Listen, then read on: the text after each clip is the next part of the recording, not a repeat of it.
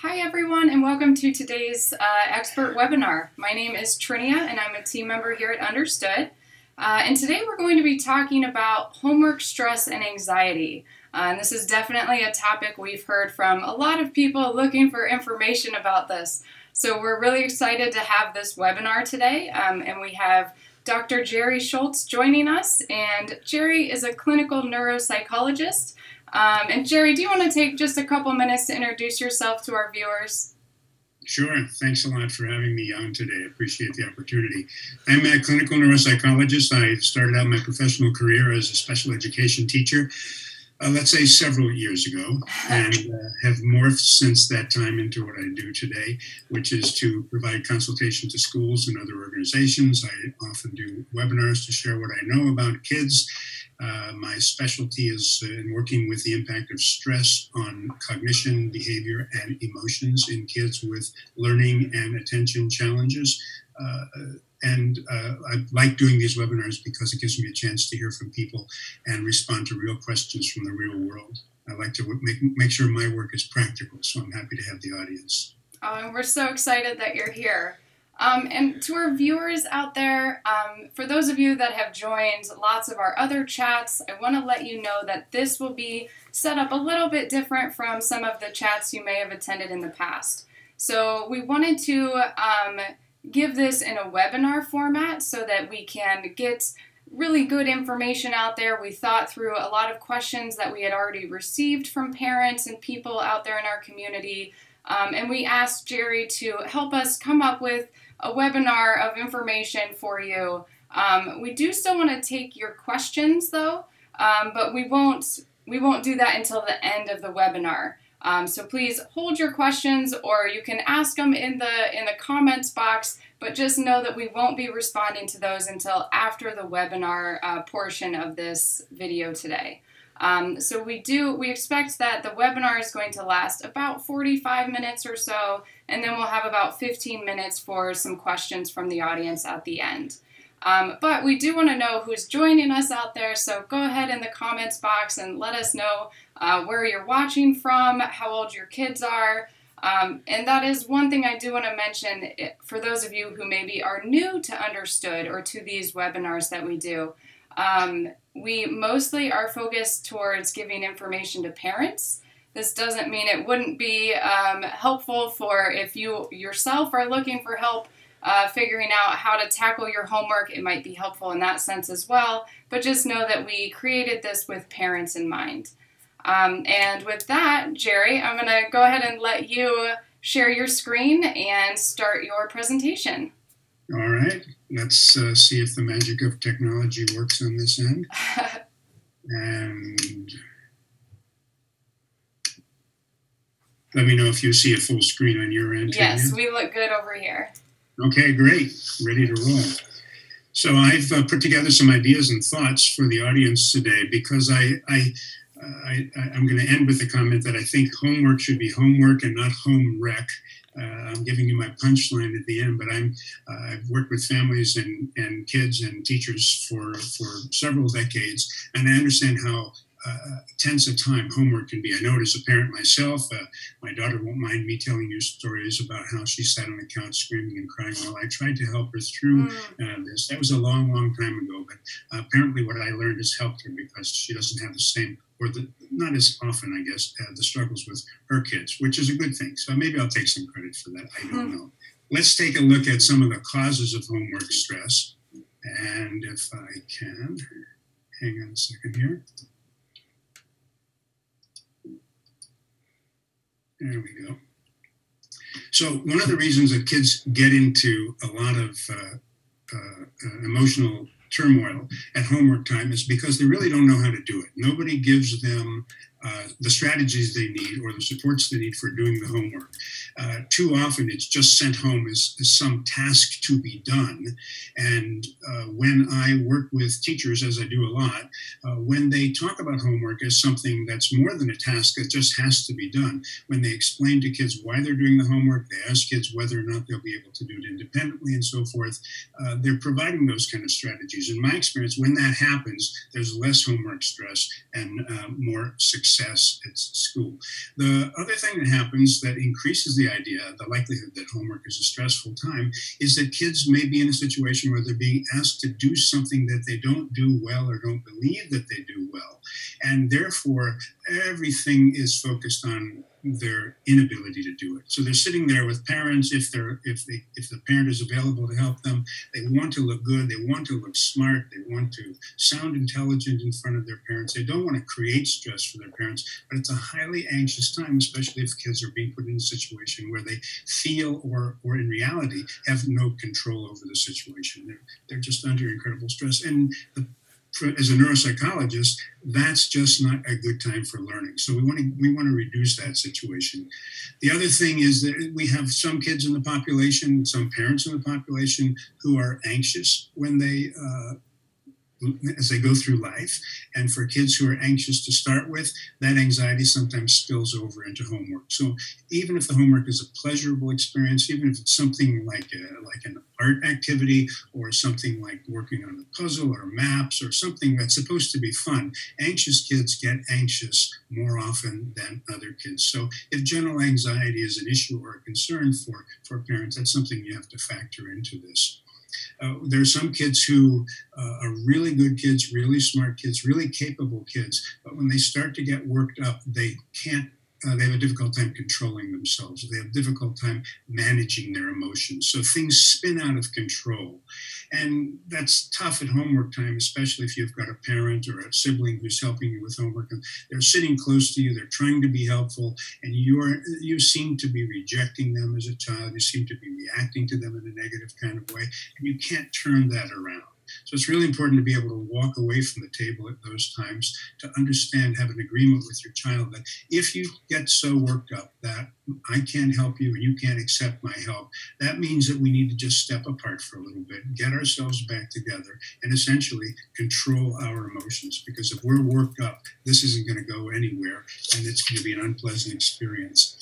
Let's look at some of the signs of homework stress, and we'll see that those are similar to signs of anxiety. And a little bit later, I'll clarify what the difference is between stress and anxiety. So you're sitting down with a kid at home, or you're watching a kid from across the room doing homework, and you've got a kid who's complaining of not feeling well. Somebody says, "I'm sick. I don't feel like doing this. Oh, I've got a tummy ache or a headache." Those are often avoidance strategies. And sometimes the kid is sick, and you have to be sure you know when a kid is not faking it. But there are kids, and I shouldn't even say it that way, because when kids complain about aches and pains, they're not faking it, but what they're trying to do is to say, I don't think I'm going to be very good at this. I don't like doing this. This is going to be hard for me. And if I feel sick, it's because of that. And my body's telling me I'm in a bad situation. When we get into stressful situations, we don't feel good. We feel bad. So here you might see a kid who's sitting with the work but not even trying to do it, kind of frozen in place. And that's what happens when you're under stress. If the stress is too big for you, you're not likely to take the next step that's necessary to get into it. You're more likely to freeze like that proverbial deer in the headlights. You may see some kids who look hyperactive during homework time. They're always moving around. They're getting up to do something. They're saying, oh, I forgot something. They're moving around. If they're moving in a chair, if they're sitting in a chair that moves, they're spinning the chair around, they're getting up, they're sitting down, they're not focusing. Again, those are avoidance techniques. And and it's not because your kid is an oppositional or avoidant kid, but if somebody feels like they can't do the work, or that they'll look stupid if they do, it makes absolute sense to me that they're going to want to get away from the situation. You also have kids who get really angry, they get mad, and they're not mad at you, but it feels that way. So parents who are working with their kids at homework time sometimes take this personally. Most often it's not personal. It's not that they're angry at you, but they're anxious, they're stressed, and they don't know what to do with it. The other thing that gets in the way here is kids who, sorry, I want to back up. I just pushed the wrong button. Oh, no. I'm getting stressful. I always love when this happens because it proves that I'm a human on the other end of this. That's so true. Trouble managing. We talked about that a minute. Too many buttons here to push. Hang on just a minute. This is kind of just like review for everyone, so they get to relook at it. I like that reframe. It's very nice. So here we are back, and I had another picture popping up on my screen that was getting in my way. So those were listed as signs of homework stress, and we see if we flip over here and look at signs of homework anxiety, they're similar, complaining of being sick. The other thing that you may hear from an anxious child is that he or she expresses their doubt about being able to do the work. I don't feel like I can do this. I feel stupid. They again refuse to do the homework assignment. They may have outbursts. Kids who are highly anxious can also have what are called panic attacks. And that just means that they're so worked up, they have difficulty breathing, difficulty thinking, they get scared, they scare parents because these panic attacks are overwhelming. And again, if you have an anxious child to start with, you're more likely to move into a greater period of anxiety or a greater period of stress with a kid unless you plan ahead for this and do something about that. And we'll talk about some practical things that you can do as we move through the presentation. So the next slide talks a bit about the progression from stress to anxiety, or the relationship between stress and anxiety. So the first thing we have to understand is a little bit of stress is good. If you go to the gym and you lift a weight and the weight is too light for you, you don't grow muscles. Good stress is the kind of stress that we have that helps us get ready to do a task, to be on our toes, to be cognitively ready, to be thinking about the task, and to use energy to get the task done. If you're under chronic stress or constant stress, that can be bad for you because you're in this situation where you feel like, hey, I can't do anything. This is too hard for me. And you get more and more frightened, more and more worried, more and more stressed. And if that stress is unabated, if it continues on, it can become toxic. And toxic stress is the kind of stress that hurts us physically, hurts us psychologically. It's not a situation we want to be in for very long. Toxic stress can lead to or be made worse by anxiety. So again, if you're anxious going into the situation and you experience a situation that's highly stressful for you, you'll get more anxiety, and you can, as I said earlier, even have a panic attack if you're prone to have that kind of reaction to it. So that's kind of the progression. The anxious brain is hardwired to avoid things that are stressful. Things like, for example, homework, which is certainly the topic for today. But think about this. Anxiety, stress is the kind of the thermometer we have for something in our environment that's dangerous to us. If we feel like we can't control that danger, we get anxious, we get worried. And worry and anxiety and stress affect the brain in negative ways that make it less likely that we will be successful. The ability to become stressed by something is really a protective mechanism. And when we're under threat, we don't think a lot about it. We just want to get out of it. So if a child doing homework feels psychologically like he or she is under threat, that they will be stupid or look stupid or feel dumb, they're going to want to get out of the situation. So that's the underlying factor that explains why homework can be so difficult for a lot of kids. I like to talk about the fear factor because it's a biological reality. When we're feared, when we're scared, we don't do well at all.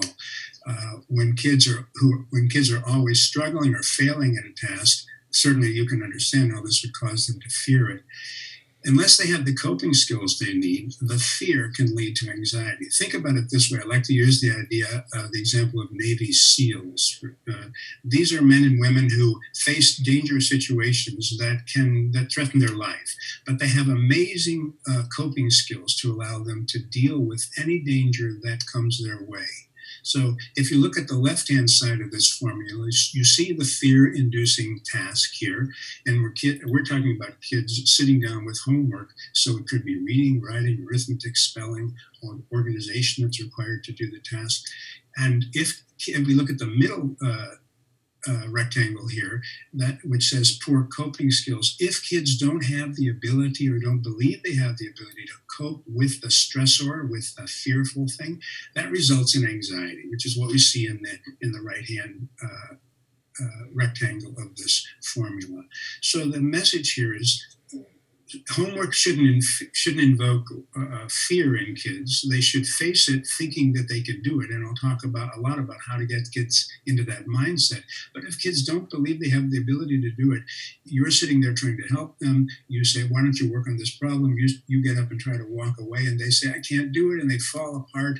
And it looks like they're trying to manipulate you. But what they're trying to do is to say, Mom, Dad, brother, sister, homework helper, whoever you are, I don't have the skills to do this. I'm highly anxious, and when you move away from me, I get more anxious. I'm really not trying to avoid this work, but I would like to be successful.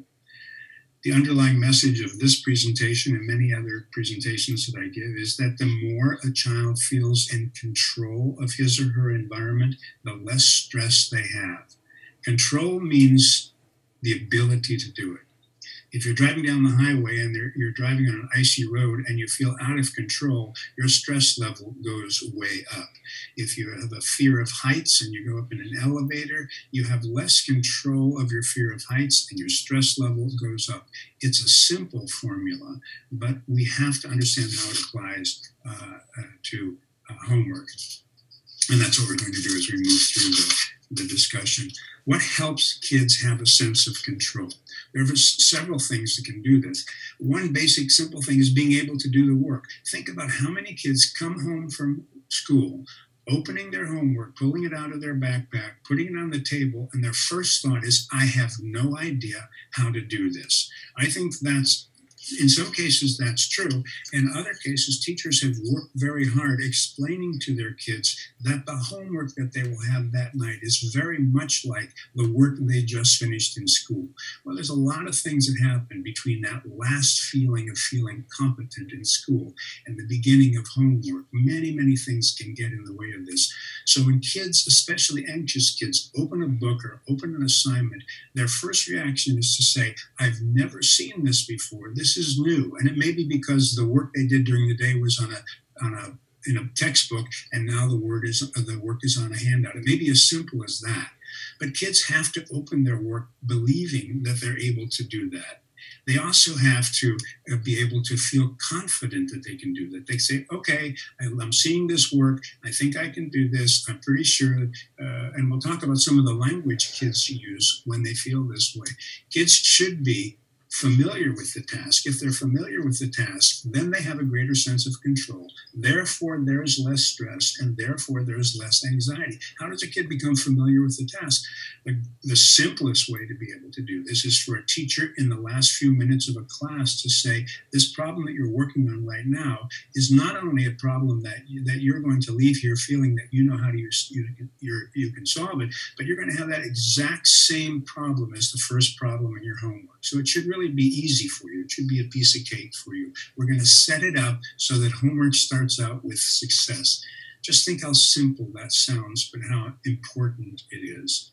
The other issue is a lot of kids feel like they don't have enough time to do a task. When they feel like they're in control, they say, well, I've got 30 math problems in front of me. I know it takes me about a minute per problem because I've had experience with this. Therefore, it's going to take me about a half an hour, 5 minutes more or less. So I feel like I have a sense of control over the time. The other thing that's important that gives the kids a sense of control is that they feel a sense of independence. Kids who feel like they can't do homework unless somebody's sitting right at their knee or next to them, touching their shoulder, don't feel independent at all. They feel dependent on other people. In some cases, they need to be dependent, and it's good for an adult if you're around to help a kid with homework.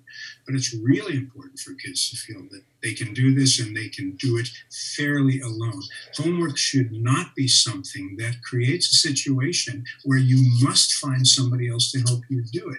Some teachers give homework that requires interaction with an adult or with another child through texting or a phone call, and that's okay because the teacher is fostering the use of additional resources to do a task that may be too difficult.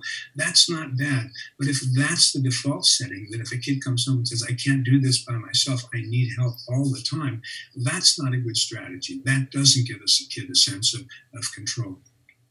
The other thing that puts kids in charge of their own academic destiny when it comes time for homework is that they have used strategies that have helped them be successful in school. They know how to take these strategies home with them and use these accommodations in a way that will pay off, that will work for them. So they may open a page, let's say, of 30 math problems again, and they may know that they get anxious when they see 30 problems. So what they've learned to do in school is to fold the paper into fourths, even cut it up into 4 sections, and do 6 of the problems at a time. Or I'm not really good at math, so probably that's not the right problem I should be using, but you know what I'm talking about, don't you?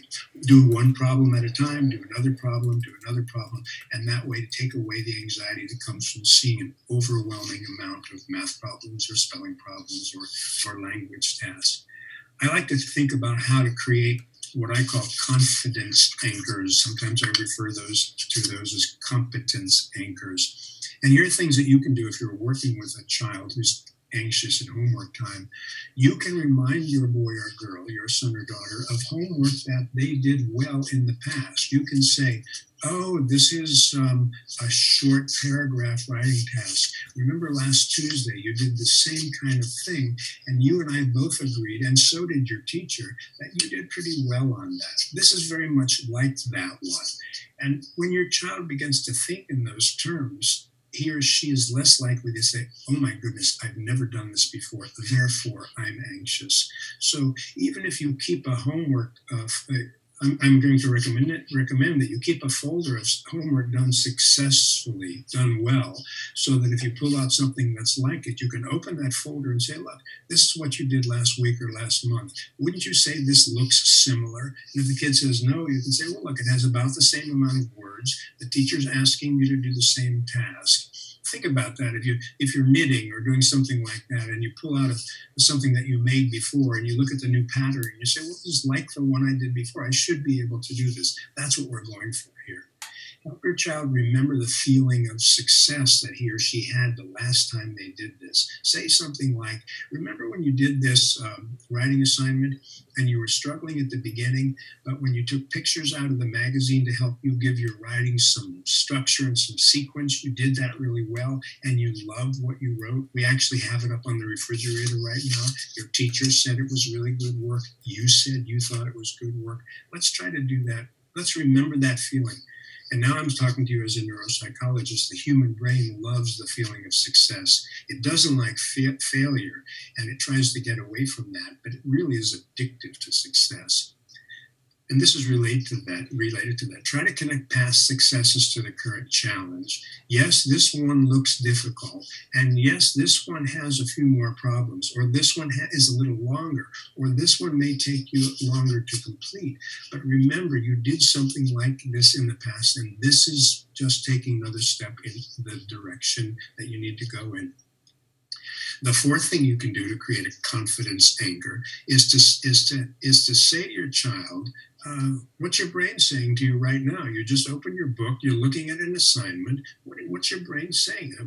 And if kids have difficulty with this, you say, well, when I was a kid, I opened my math homework and I always thought I was bad at math. And the first thing my brain said to me is, oh, you're going to really bomb on this. You're going to really be bad at this.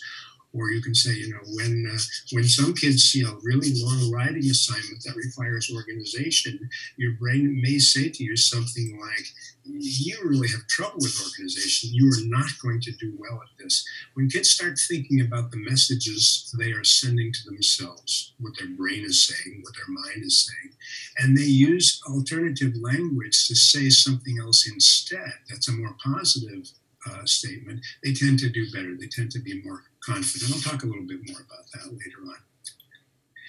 I like to have kids identify what I call helpers and hurdles. When you identify the things that get in the way or the things that help you, you allow your child to feel a greater sense of control. It also builds independence and it builds confidence. Helpers, as I talk about them, are things that a child may need or might use to succeed at the task. Hurdles are things that your kid thinks might get in the way. Most kids don't talk about the helpers. They just talk about the hurdles. They say, oh my God, I can't do this. They go very quickly to the negative. And that's not because, again, they're not because they're negative or oppositional, but because they're scared, they're anxious, they're worried that they won't be successful. But there are some things you can do to turn this around when you're asking about helpers and hurdles. Here are some questions you can ask. What have you done successfully in the past that's like this homework?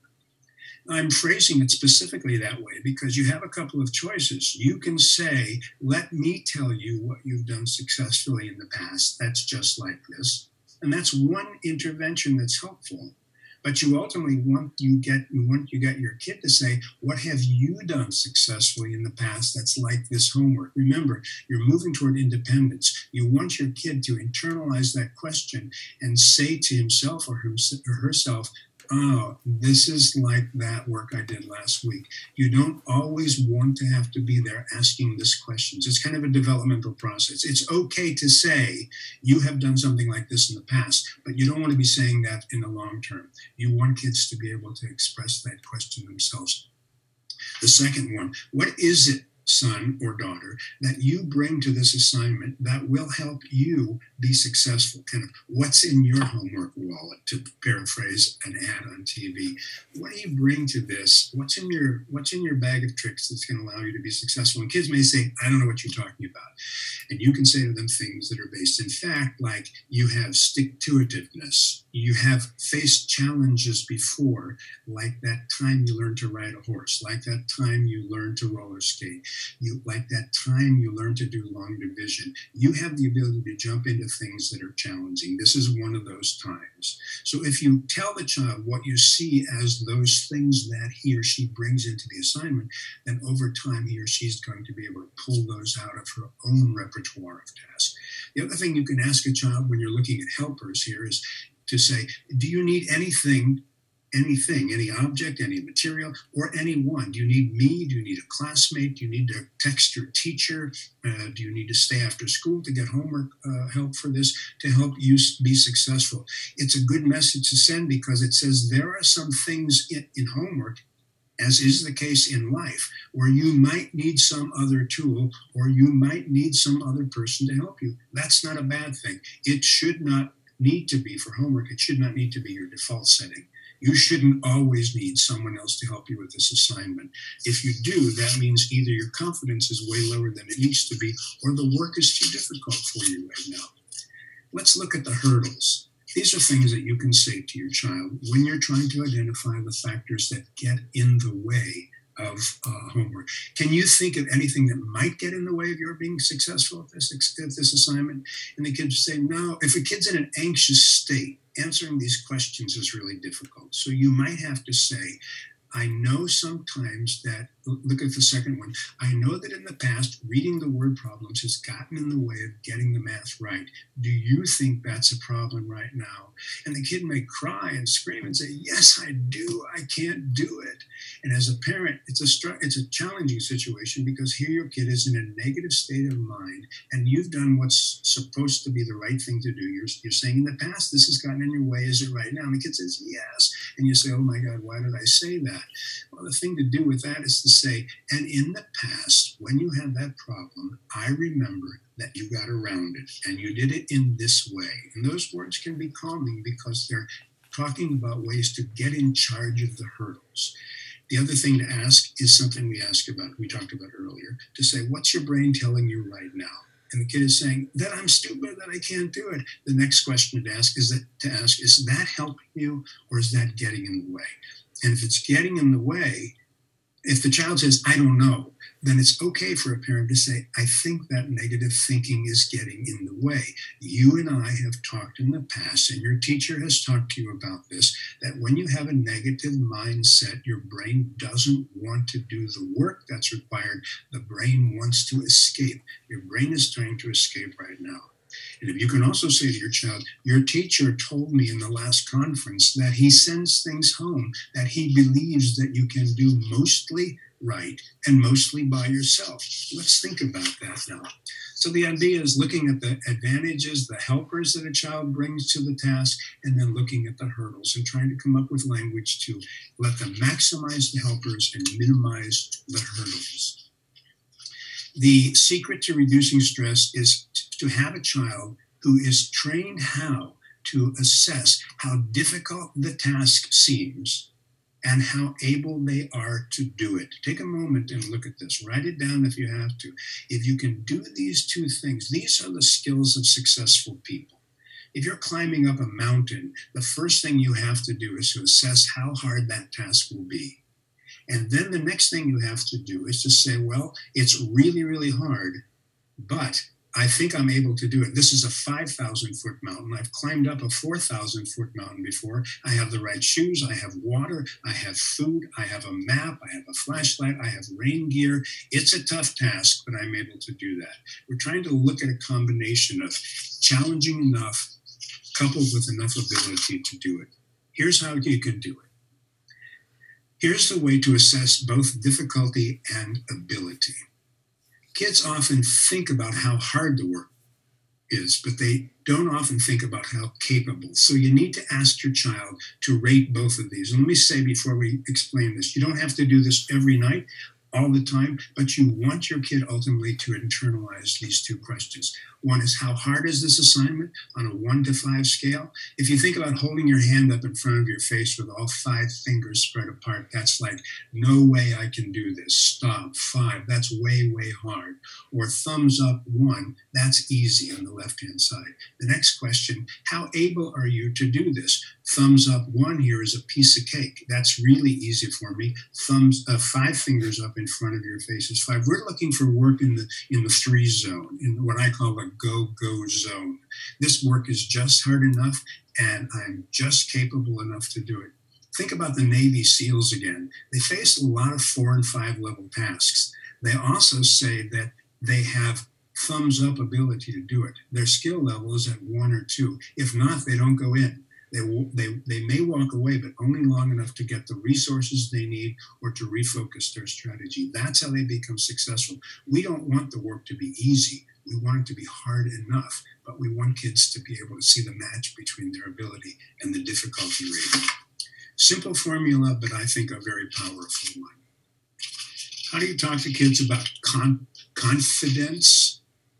Being capable doesn't always mean feeling confident. You can use the same rating scale, number 1 here being, I'm going to breeze through this, and number 5 meaning, I don't even know where to start. I'm totally overwhelmed. So you ask your child, how likely is it that you'll successfully finish this task? Remember, you just did those 2 other rating scales that set you up for a really good answer here. If a kid says, it's just hard enough and I have the ability, I'm in the 3 zone, the work zone, it's more likely you're going to get a high rating here, really a number 1 rating, that I can do this kind of thing. That's what you get. That's what you want to get. You want to get your kid into a state of mind that is ready for the challenge. So the key here is to get kids into a positive mindset. You want them thinking, I can do this. You don't want them thinking, hey, there's no way I can do this. And that's too often this scenario when kids are sitting with a parent or whoever can help with homework at night. If I work in schools 2 or 3 days a week. I was a special education teacher when I started out, and now I work with teachers and kids all the time. And these are things that I think teachers find very helpful. Your teacher wants to help you to reduce homework stress and anxiety in your kids. They don't want to send kids home so that they will be stressed and anxious. Sometimes they don't even know that kids are stressed and anxious after school. So talk to your child's teacher about this if it's a concern of yours. Explain what you're seeing at home regarding homework. Say that, do you know that every night we get into a conflict? You can say to them, I've been to a webinar with Dr. Schultz and I know how to do these things, but I'm still having difficulty. I need your help with this. You also have to understand the teacher's goal in having students do the homework. And I'm going to say this to teachers directly. Teachers have to understand their goal in having kids do the homework. Sometimes work gets sent home that's new work. The goal of doing that work is trying to learn something new on your own. I don't think that's a definition of homework. I think that's a definition of extending the school day.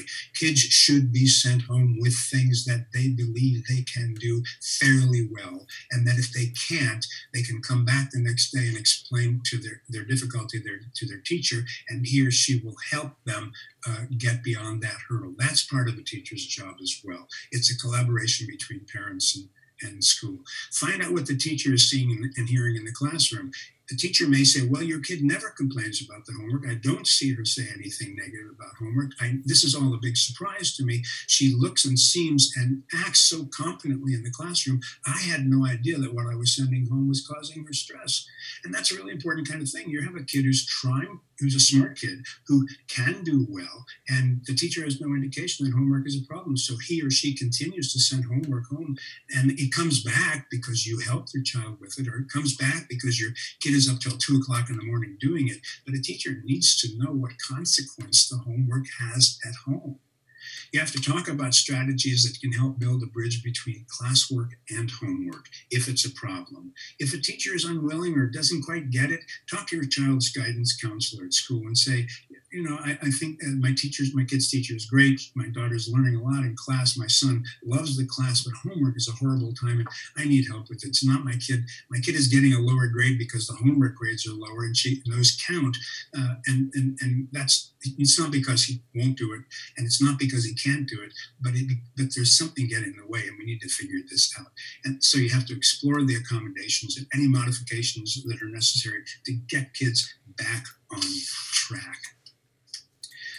So we've had a lot of things to consider and talk about. I hope that you'll have a lot of questions that you'll be sending in. We're getting close to the end of the formal presentation here, but I want to think about it and close up this way.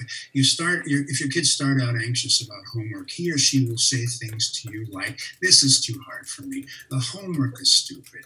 I hate math. I hate science. Or I stink at writing. Or I can't read this fast enough. Or I'm going to mess this up. Or I don't have enough time to do it the right way. Those are clues for you when you're sitting there with an anxious child. And you can't say, oh no, you can do it. You have to really have data that suggests that what you're being asked to do is like what you did before, and the thing that you did before you did fairly well. That's the point you're trying to get at. If a child says, I hate math, that may be true. So you may have to say to a child, yeah, you do hate math. And you've told me that before. And you know what? I don't particularly love it either. But you have to learn it. You have to do it. So what do you do when you're faced in life with a situation where you hate what it is you have to learn?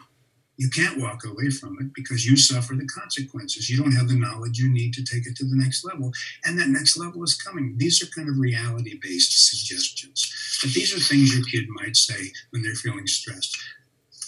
After you go back and work this magic on them and they begin sounding more confident, you should be able to expect your child to say things like, hey, I've done this before and it went okay. Or, hey, I hate this work, but I got to do it. Or I'm going to do the easiest part first because then I'll feel successful and I know my brain likes success. Or, I don't know a lot about this, but I do know something about frogs. And this is about amphibians, so that generalizes. So we're going to do this. And here's the kid who might say, I thought this was going to be boring, but you know what? This is kind of interesting. Or a kid who says, I can do this, and it's not going to be so bad. Successful, confident, competent kids think these things. They won't come. I'm kind of joking that they'll say these things out loud to you. They might. But if this is your expectation, all you care about is that they do it well enough, and they feel good about it. And these are probably things that they're saying internally. It's great if you can have a discussion with them and ask them what their brain is saying to them at these times. That's always a good thing. So here's the final slide of the formal presentation, which is entitled Homework Made Easier. Homework might be a challenge, but it doesn't need to be miserable. It shouldn't be miserable for kids or their parents. If it's miserable a couple nights out of the week, maybe that's tolerable, but it shouldn't be chronically miserable. That's not the goal of homework. It's not the goal of teachers. It's not the goal of education to send kids home with tasks that make their lives miserable. They like school less, they're less healthy, they're more stressed. That's not a good situation. And if kids feel confident and competent, there should be less stress and less anxiety. Parents at home, this requires a plan. It requires more patience, but it may require a different kind of approach than you're using right now. You shouldn't have to sit in a state of misery. I often say, as I started out saying, it should be homework. It shouldn't be home wreck. If you try some things in a different way, it should be worth the investment. Your kids will thank you. Your kids' teachers will thank you, and it'll be something good you can talk about in the years to come. So that's the end of the formal presentation. Let me see if I can do the technology involved in getting me back up on the screen here. Hold on a second. You did it. You're good. All right. All right. Works. Jerry, thank you. Sorry. Thank you so much. This has been super helpful. We do have some questions that have come in throughout your presentation.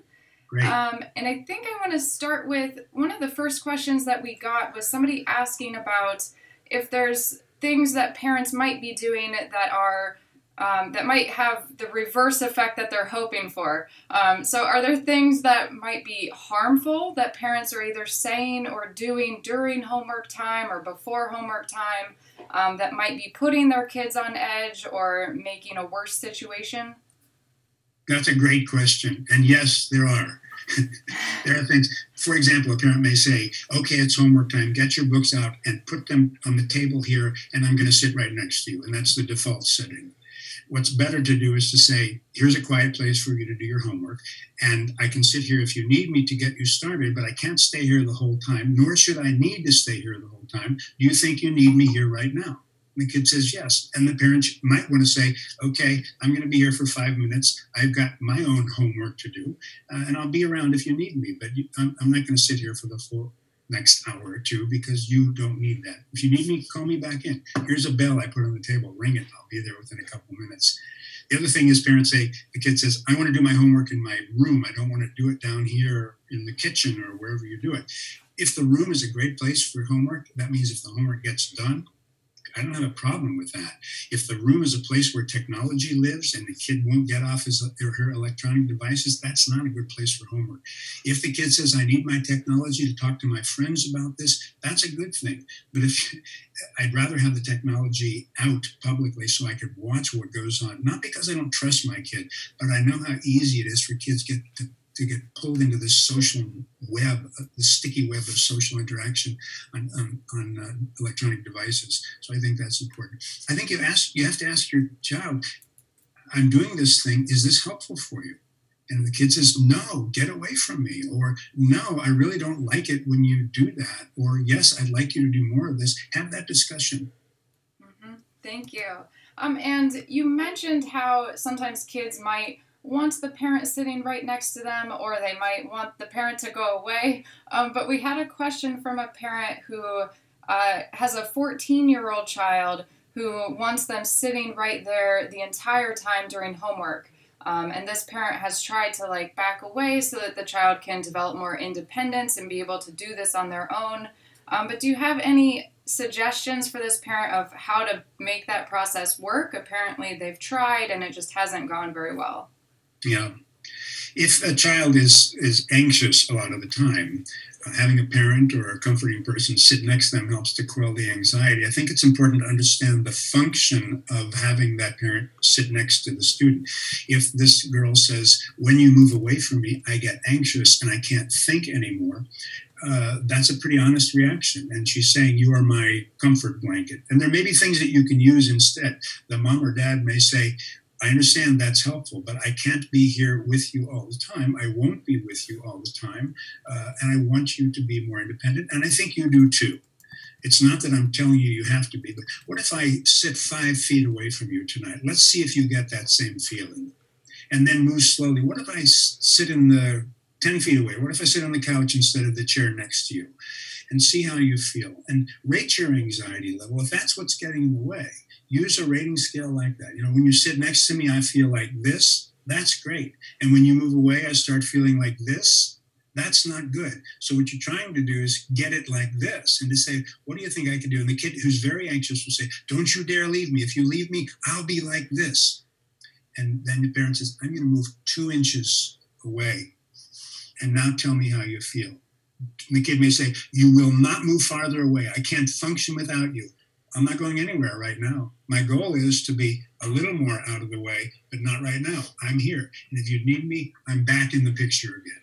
But you need to move toward that. And for a child that anxious, I would suggest it might be helpful for that child and a parent to work with a therapist who could help get some greater separation. If a parent keeps trying to do the same thing over and over again and it doesn't work, and that kid pulls you back into the situation, that's not healthy for either one of you. It's not developmentally appropriate either. I'm saying there's a reason for it, but it's important to get some separation. You're not going to go to the library and study in the stacks with your daughter when she's 18 or 19. At least I hope not. Yeah, and I like that idea of figuring out what the function is of why does this child want you right there? Is it because of anxiety, or are they not sure how to do the homework and they need you to help them get started with it? But figuring out what is that reason behind it, that could be really helpful. Yeah. We had a couple questions about getting kids started with their homework. And sometimes we know that can be the toughest part, right? Of just like getting them to sit down and start working on whatever assignment it is that they're supposed to do. And a parent was specifically asking, how much should you continue to push or nag your child about getting started and doing the homework, or to back off and let them kind of take control of getting their homework done and doing it at a time that works for them? Do you have any suggestions on how to set that up or get kids going to get started? Yeah. I think it's important to find out if the kid's homework schedule is working for her or him. If a kid says, I'll do my homework whenever, if the kid is in bed by 10 o'clock or whatever the bedtime is and gets her homework done, it doesn't matter if she starts at 9:45. If she gets her homework done and she gets it done well enough, it would be nicer if the kids started earlier and took more time and were planful. Probably the quality would be better. But again, we're trying to create a situation where kids are independent, making decisions that are affecting them not only for homework, but for life. If a child is procrastinating over and over again and the parent is walking around nagging, you have to ask yourself as a question of a parent, is this the way I want to be spending my time? I think in families that have specific homework times set up, that's helpful. That creates the expectation is this is the time that homework gets done. If you don't do your homework during this time, it's you who suffer the consequences. Your teacher will not give you points. You will not learn what you need to learn. And if that's the choice you're going to make, I don't think it's a wise one, but I don't want to spend my time chasing you around, telling you when to do your homework. It's your responsibility. And it may be a matter of letting the child suffer the consequences for some of this. If you do that, make sure you talk to the teacher first to say, we've got a thing going on at home. I want my kid to be more independent. Here's my strategy. I don't want to be sitting with her all the time. So I'm telling her that this is the time between 6 o'clock and 8 o'clock is homework time. A lot of parents like to give their kids a chance to crash a little bit when they come home from school, to throw their book bag down, go get a snack, flop on the couch, do some social media. That's fine. But I think if there's a ritualistic time that's adhered to by everybody in the family, that this is homework time, you can choose not to do your homework, but you can't do anything else during that time. And the kid will get so bored that she'll want to do the homework. I think rituals are important about this. I don't like the idea of parents chasing around after a kid and say, you need to get started, you need to get started. You can offer an incentive program. You can say, I know it's hard for you to get started, and we have some tokens here that if for a younger child, you could use that and say, if you get started within 10 minutes, you get a token. And you know what? Those tokens turn into TV time or internet gaming time, and you can use those whenever you want. For an older child, you say, I know you have trouble getting started. Maybe you need some more incentive. You want to go to that dance this weekend, you want to go to that movie, you want to do something with your friends, you can, if you get started, every 5 minutes you start closer to the start time, you get that extra time. You want to stay out later? Stay out later. Let's make a trade. Let's make a deal. That's what I would say. Bribery is not a bad thing. For the right reasons. And I like that you covered incentives in there because we had a parent asking about that as well. Also with the structure, I think that's super helpful to think about finding a structure that works for your family and your child. We had a parent asking, is it better to give them time off after school, or is it better to get started right away? And what I'm hearing from you, I think, is that it really depends on what's working for that child, but setting up the same routine every day, and maybe have your child be involved in that decision of, do you want to take an hour off after school and then get started? But then just sticking to it and knowing we're going to do this at the same time every day. Right. And if it doesn't work, say to your child, you thought that was a good strategy, and I respect that, but it doesn't look like it's working for you. Do you? And the child has to say, he may not say it, but he may say, yeah, you're right. Yeah, so you have an idea as your parent that might work a little better. Are you willing to listen to this? And the kid says, no. Okay, then when would you like to hear it? Because I will give you that advice. It looks like now is not a good time. And the kid would say, well, how about never? Is never a good time? I would say, I'm going to tell you this, what I have to tell you before 7 o'clock tonight. You can pick any time you want until then. But if I don't talk to you by 7, you're going to hear it. So it's going to come. I love that idea of also setting it up kind of like a research study. And that can be kind of fun for kids, of figuring out, okay, well, this week or for the next 2 weeks, we're going to try doing it at this time. And then seeing if it works, and then reconnecting with your child and talking about whether it worked, what didn't work, and making changes to see if something else might work better. Right. I think the key to success in doing that kind of assessment of what works is, not, as a parent, not talking too much. Say very little. Don't expect your kid to say a lot in return. A nod is good enough. There are a lot of things you will say to your kids throughout their life they'll never respond to, but believe me, it goes into their brain, and it doesn't just fall onto the floor. They get it. Mm-hmm. We had several parents talking about feeling like their child has just too much homework and it's really overwhelming and there's not enough time to get through it in the day. Do you have suggestions for figuring out, like, how much is too much homework for your child, and how do you talk to the teacher about getting accommodations or modifications to those homework assignments so that it's not so overwhelming? Yeah, that's a great question, and it's a common question that I hear from parents. What you need to do, first of all, is find out what the expectations are at school for how long the homework assignment should take. For little kids, they don't have as much homework. There are some formulas around for how much homework kids should have based on it. I don't have it available to me right now. You probably have it on the site.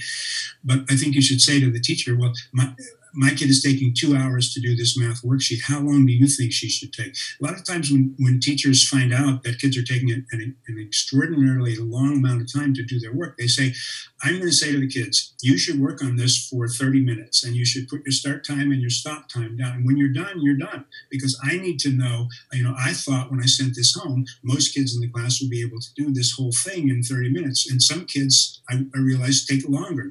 They're more careful, they're slower, they erase more, they fix more. I want to find out what the kids in my class are doing. So if a parent could make a suggestion, at least ask the teacher the question, how long do you expect the kids in your 3rd grade, 4th grade, 5th grade class to be doing this? The other question to ask of the teacher is, my kid has multiple teachers. He's in middle school. He's got 4 teachers. They all have homework. Do you guys talk to each other about how long your homework is on average each night? Do you know what's going home in terms of the expectation for the time it will take to get this done? Same thing for high school.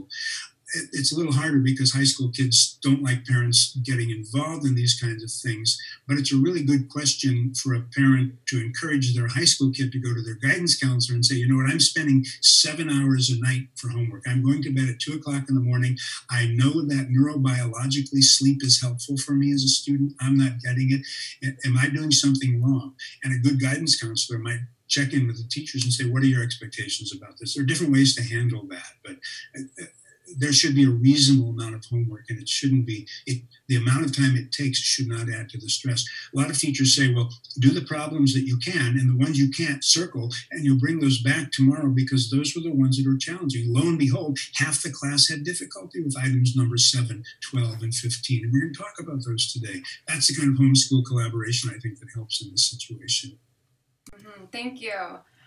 We had a couple questions from parents who were wondering about if you could talk a little bit about executive function skills and how necessary they are for getting homework done. And we know the parents that were asking this have children who have ADHD, and we know that kids with ADHD struggle more in executive function areas like paying attention, organizing assignments, keeping track of them, knowing when they're due, and planning out how to get them done. But Jerry, do you have any advice for parents who have kids who have ADHD or struggle in these areas of executive function? Yeah. I would like to think that the kids who have difficulties with executive functioning are getting some kind of help in school, either in their general education programs, because these plague so many kids, or in a special education program by a teacher who's responsible for teaching kids how to improve their executive functioning skills. If that's the case, then that should be a portable skill. A homework assignment should go home. In an ideal world, the teacher who's working on these things would say to a child, which skills do you need to apply to this homework this evening? And then the next day, when the resource room teacher looks over the homework or the classroom teacher looks over the homework, the question should be, were you right? Did you need these skills? And then, did you use these skills? If parents are involved in a close relationship with the school and they're mutually working on improving the executive functioning abilities of the child, a parent can say to the child, did your teacher talk to you about what might be difficult for you? Or, you know, you're sitting down here with a task that requires 5 different steps. What's the strategy that you're going to use to deal with this? Not just do your homework. I think you have to place responsibility. And again, the question is, how much scaffolding does a child need to do this kind of work? If you provide the skeleton all the time, then the child never learns to do the executive functioning skills. And executive functioning skills are critical. They're important for every task in life. They're the ability to thinking about complex, how you think about complex tasks, and then to do those kinds of things. So it's an important time to reinforce the practice with executive functioning skills. Like in taking piano lessons, if you go to a teacher once a week for a lesson and you never rehearse the songs that you're supposed to use, the same thing is true for executive functioning skills. You have to practice them, and people have to have an expectation that a child will practice these skills, and then they'll ask them to talk about how it worked for them. That's what I think. Sounds simple. It's not simple. It's complex. It takes more communication, but it's really important. You can't leave these things to chance. Yeah, absolutely. And scaffolding those skills, I'm sure, is really important for these kids to help them figure out where they are struggling and where you can support them as a parent.